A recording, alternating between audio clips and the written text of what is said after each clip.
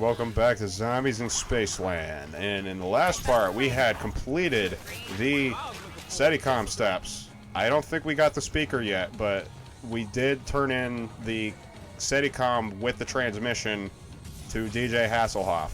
Now in this part, because in the last part we also got all the pieces we need to complete the shredder, especially the crystal. Easily the most difficult of the three parts for the shredder. Let's go to the Kepler system underground, as indicated by the icons on the walls, and build the shredder. And one more part. There it is. Yeah. Oh, it's a handgun? Woo! Not just any handgun. Reality is now broken. I mean, you're not using it yet because there are no zombies. Yes, cell phone, I can hear you. You're done charging. Stop beeping on the microphone.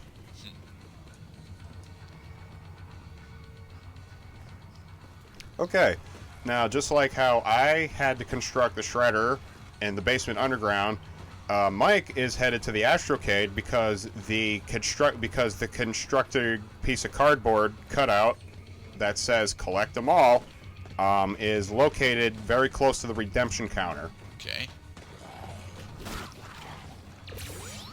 Any second. Oh right, I'm telling Mike, go get your mule munchies. Here's a little exploit that will make it easier to use the wonder weapons. I just got the speaker from DJ Hasselhoff, by the way. Get mule munchies. Do not make the wonder weapon one of your two starting weapons. Make it your third weapon with the mule munchies upgrade. So that way, if you go down and you lose all your perks, because you're not allowed to keep your third weapon if you lose the mule munchies that lets you have it in the first place, the wonder weapon will reappear at the cardboard cutout where you built it, complete with full ammo. It's a really neat exploit. It only costs $2,000 to get mule munchies in the first place. Highly recommend you guys make it your third weapon instead of making it one of your primaries. Okay. So he just picked up Discord, which is again a handgun. Why are they handguns? All of the wonder weapons are handguns. Why?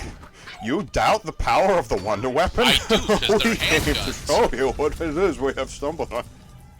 They are handguns, and they all have 8 bullets apiece in the clip, and they all have 80 rounds. But each bullet that these fucking things fires is a one-hit kill on zombies. And they only have 10 clips apiece. And they can also affect groups. Let's see, what the fuck are we doing right now? So we got the speaker, we got the wonder weapons. We might be grinding. You also can't upgrade your wonder weapons. We might be grinding up to get a 4th and final perk because we are all but ready to start the boss battle. We also don't want to get the wave too high that the zombies have too much health.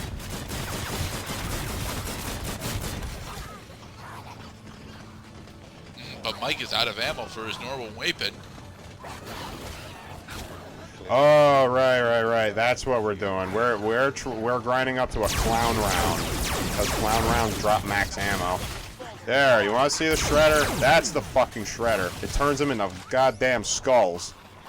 There's nothing left. Disintegrate them with alien technology. All right, but it doesn't activate as a rail. It's mostly just a more sparkly version of Baby's Breath.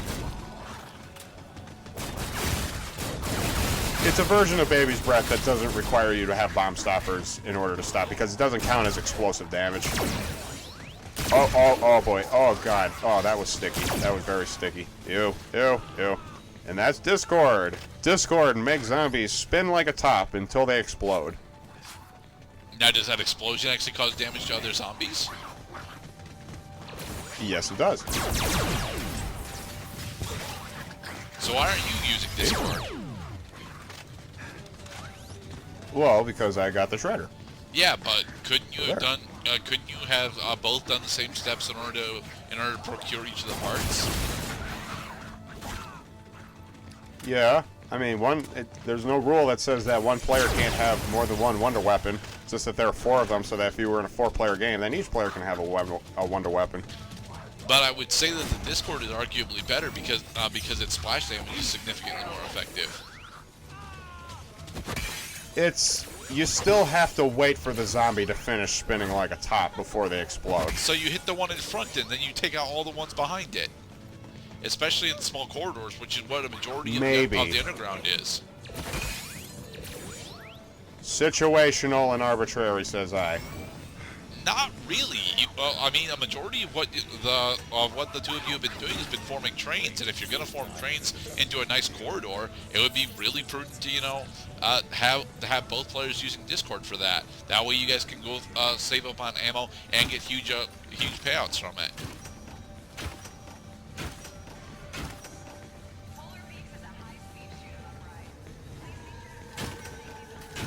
Now, if I remember correctly, because I failed to scan the episode ahead of time, I think both of us are just going to get quickies, and then we need to get a max ammo from the clown round, and then we're ready to commence the initial, not the boss battle itself, but the initial steps of the boss battle. So quickies is fast reload, right?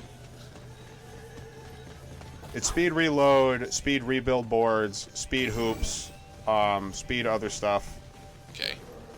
Not quite speed revive. Speed revive is back at spawn. Not spawn, I should say, the first area of the game. But yes, quickies is going to be your friend. That's why it's one of the most expensive perks to buy at $3,000. Can you turn in tickets for raw cash?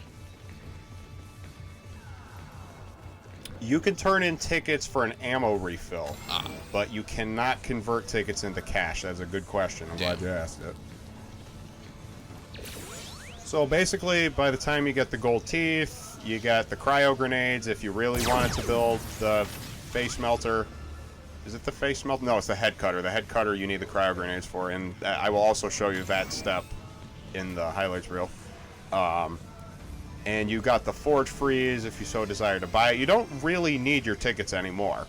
They are just there.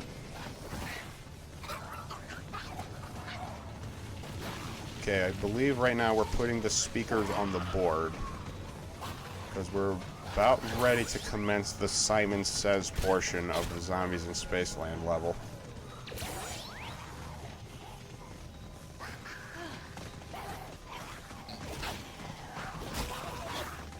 So what trap are we training them into this time?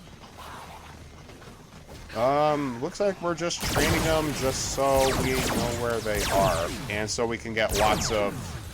You want to train zombies so that your wonder weapon will hit lots of them at the same time. The wonder weapons also shoot at a stupidly high volume, and it makes it awkward when you're trying to not wake up people who are sleeping on the floors above you.